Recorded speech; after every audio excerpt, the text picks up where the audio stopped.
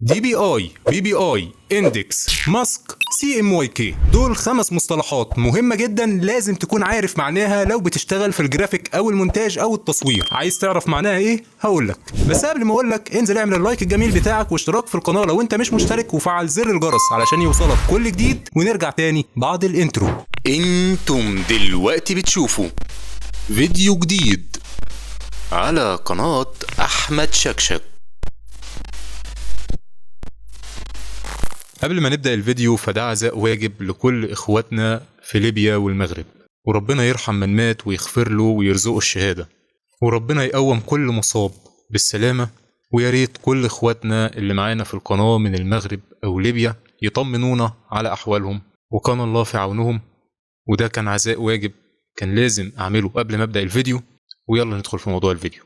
واول حاجه معانا هي الدي بي اي، والدي بي اي يعني عدد النقط الموجوده في كل بوصه بالنسبه للطباعه، يعني ببساطه عدد نقط الحبر اللي احنا هنطبعها في كل بوصه على الورقه. فكل ما زاد الرقم بتاع الدي بي اي كل ما كان الجوده بتاعه الطباعه افضل واحسن. طيب اما لو احنا بنشتغل ديجيتال فهنا هيجي دور البي بي اي، والبي بي اي هو عدد البكسلات الموجوده في كل بوصه بالنسبة للشاشات. فكل ما كان عدد البكسلات الموجودة لكل بوصة في الشاشة أكتر كل ما ادانا ريزوليوشن صورة أفضل. وده بكل بساطة الدي بي اي والبي بي اي.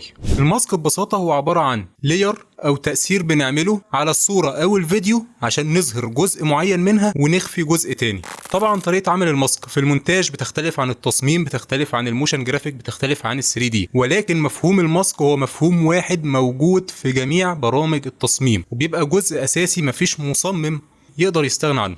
اما سي ام واي كي هو اختصار للسيان والماجنتا واليلو والبلاك، بالعربي يعني السماوي والارجواني والاصفر والاسود. والسي ام واي كده هو عباره عن نظام لون بيستخدم في الطبعه. يعني الطبعه لما بنيجي نطبع اي حاجه بنحط 4 بنكات الوان بس، اللي هم الاصفر والاسود واللون السماوي واللون الماجنتا او الارجواني. لما بنخلط ما بين الاربع بنكات لون دول بس بيطلع لنا جميع الالوان اللي انت ممكن تتخيلها. عشان كده دايما نقول لك وانت شغال اي حاجه للطباعه استخدم نظام الوان سي ام واي كي، لان الطبعه ما بتقراش غير الاربع الوان دول بس، على عكس الار جي بي اللي بيستخدم في الشاشات، لان كل بيكسل في الشاشه بينور 3 الوان وهم الاحمر والاخضر والازرق. دي بكل بساطه سي ام واي كي بدون ما نقعد ندخل في مصطلحات علميه كتير، افهمها كده وهتمشي معاك. واخر حاجه واللي ممكن يكون الاغلبيه ما يعرفهاش وهو نظام الاندكسد كولر. نظام اندكسد كولر ده هو اسلوب لتنظيم عرض الصوره بشكل مبسط علشان يقلل حجمها. يعني ايه؟ هو نظام الوان يعتبر للحاجات الديجيتال زي الار جي بي بالظبط، ولكن هو بيعرض الالوان بس بيبسطها اكتر، يعني من الاخر بيقلل جوده الصوره اكتر علشان حجمها يقل اكتر. طب وده احنا بنستخدمه في ايه؟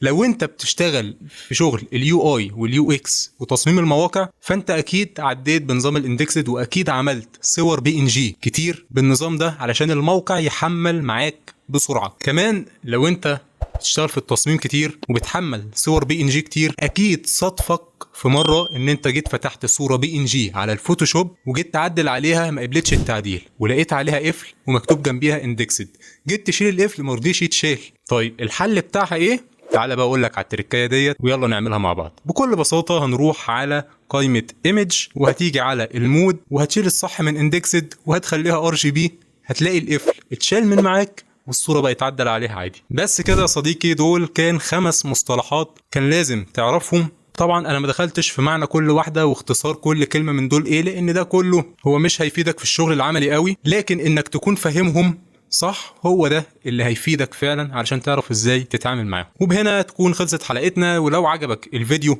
ما تنساش تعمل لايك ليه، ولو انت مش مشترك في القناة رجاء اشترك في القناة وفعل زر الجرس علشان يوصلك كل جديد، ولان ده بيدعمني في اني استمر واكمل اكتر. سيب لي تحت في الكومنتات هل انت حابب اننا نكمل في سلسلة المصطلحات المهمة للمصممين ولا لا، وقول لي كمان كام مصطلح من دول انت كنت عارفهم وايه اللي انت ما كنتش عارفه فيهم ولسه عارفه من الفيديو بتاع النهارده. كمان قول لي حابب تشوف ايه الفترة الجاية، واستنوا الفيديو الجاي لانه فيديو مهم جدا هتطلع فيه بره الصندوق. وقبل ما ننهي الفيديو حابب اني اشكر كل الناس اللي سألت عليا سواء على فيسبوك او انستجرام او بيهانس او اي مكان سألت عليا فيه بسبب فترة الشهر ونص اللي انا غبتها عن القناة وما نزلتش فيها اي فيديوهات، ولكن ده للاسف كان غصب عني بسبب ظروف حصلت وكمان ظروف شغل كتير حصلت. ولكن ان شاء الله الفترة الجاية هحاول اكون منتظم في القناة وانزل فيديوهات بشكل دوري. ما كنتش متوقع ان في حد ممكن يسأل بسبب العدد الصغير اللي في القناة. انا كمان مش هعمل مونتاج للكلام اللي انا بقوله ده لان خلاص يعني احنا بقينا اهل يعني. بس كده في النهاية، وإن أخطأت فهو مني وإن أصبت فمن الله. كان معاكم أحمد شكشك، سلام.